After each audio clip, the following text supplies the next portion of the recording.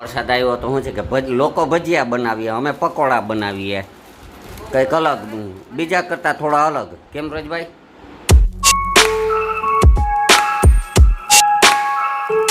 Hello friends, કેમ છે? આજે 15 જૂન 2025 અને રવિવાર, વાગ્યા છે સાંજના 4:30 અને આજથી ચોમાસું બેસી ગયું કહેવાય. 15 જૂન આમ તો 16 જૂનથી બેસે, પણ આજથી ચોમાસું બેસી ગયું કારણ કે જુનાગઢમાં વરસી રહ્યો છે આજથી વરસાદ. તો આજ વરસાદ ચાલુ થયો છે, આ વર્ષનો પહેલો વરસાદ છે. તો ચાલો વરસાદમાં નાહીએ અને મોજ કરીએ. જો મિત્રો, વરસાદ અહીં ફૂલ ચાલુ થઈ ગયો છે, ફૂલ વરસાદ બાકા જેકી બોલાવે છે. અને આ વરસાદની મજા લેવા માટે બાળકો પણ, જો મેડમ ને બધા પૂગી ગયા છે.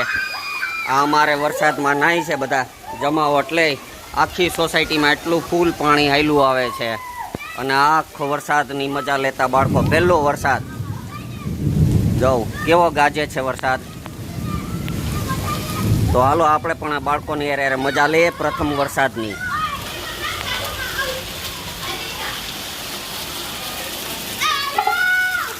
હાલો મજા કરવા.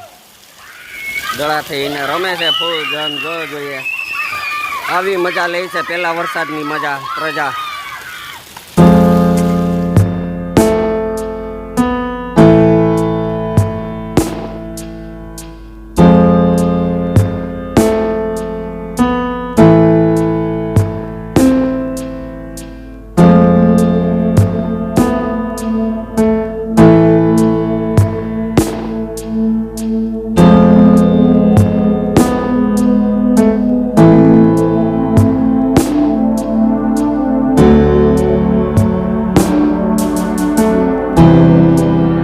નવો રોડ બન્યો છે તો આ કોથળા હજી એમનેમ છે, કારણ કે આ રોડ ભીનો રાખવા માટે. જો આ કોથળાને પણ અત્યારે આ બધા કોથળા સાઈડમાં કરી નાખ્યા, બાકી આ તણાઈને વયા જાય ને એટલે. મેડમ છે તો પાણી માંડ મળ્યું એમ સમજીને જો સાફ સફાઈ કરવા માંડ્યા છે. હમણાં ઉનાળો હતો તો શું છે કે પાણી એટલું નહોતું આવતું, એટલે કંઈ સફાઈ કરવાનો મેળ નહોતો આવતો. પણ હવે આ વરસાદ પડી ગયો તો જાણે પાણીની મોજ આવી ગઈ એમ. જો બધું સાફ સફાઈ કરવા માંડ્યા પાણીથી.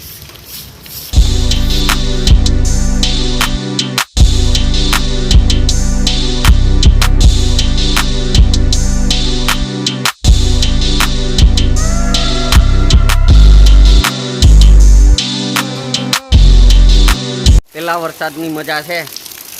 આમ તો મજા જ પેલા વરસાદમાં નાવું જોઈએ ને મજા જ કરવી જોઈએ. લોકો એમ કહે કે નો નવાય પેલા વરસાદમાં, પણ પેલા વરસાદની મજા જ કંઈક અલગ છે. બાળકોય મજા લે, કારણ કે આ મજા પછી મળશે નહીં.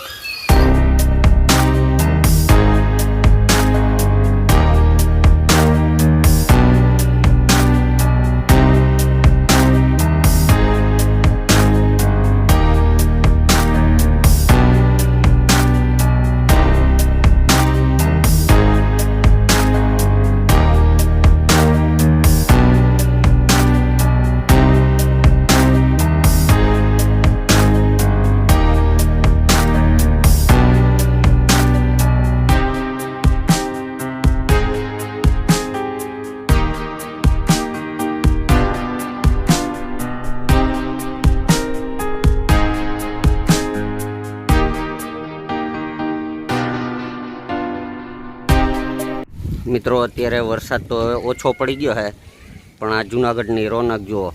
ગિરનાર અને દાતાર ઉપર વાદળા સરસ મજાને જામી ગયા. ગિરનાર તો આછો આછો દેખાય છે અને દાતાર ઉપર પણ વાદળા છે.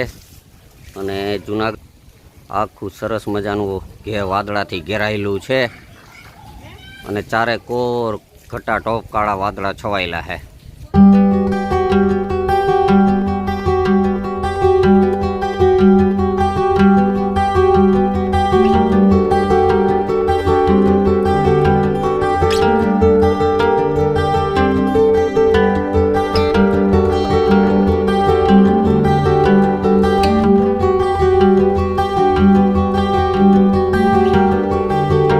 મિત્રો, અત્યારે હવે વાગ્યા છે 6 અને 2 કલાક ફૂલ વરસાદ પડ્યા પછી અત્યારે હવે બંધ રહ્યો છે. તો આપણે નાહી લીધું છે, વરસાદમાં નાહ્યા ને પછી અહીં ઘરમાં આવીને નાહ્યા. તો હવે તૈયાર થઈને હવે વ્રજભાઈ નાસ્તા પાણી લેવા ગયા છે, એને ભૂખ લાગી તો એ કે પકોડા ખાવા છે ને પફ ખાવા, તો એ પફ લેવા ગયો છે. આવે એટલે નાસ્તા પાણી કરી લઈએ અને પછી આરામથી ટીવી જોશું.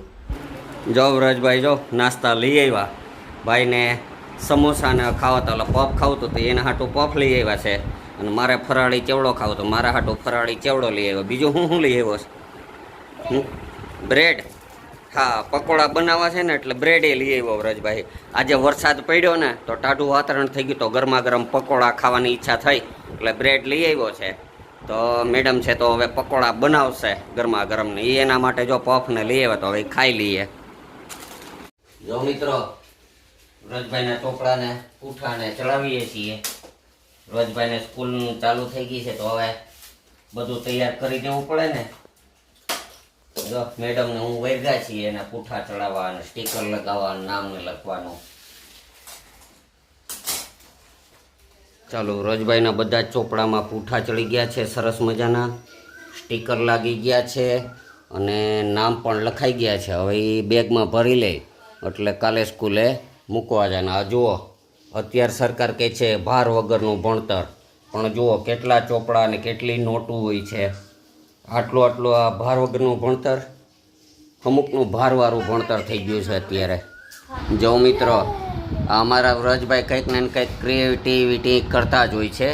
નવરા બેઠા કે કંઈક કર્યા કરે. આ જોઈને પગમાં ક્રિકેટ રમવાના પેડ બનાવ્યા. શું કહેવાય ને? વિકેટ કીપર માટે પેડ બનાવ્યા. હાથે બનાવ્યા છો, લીધા નથી.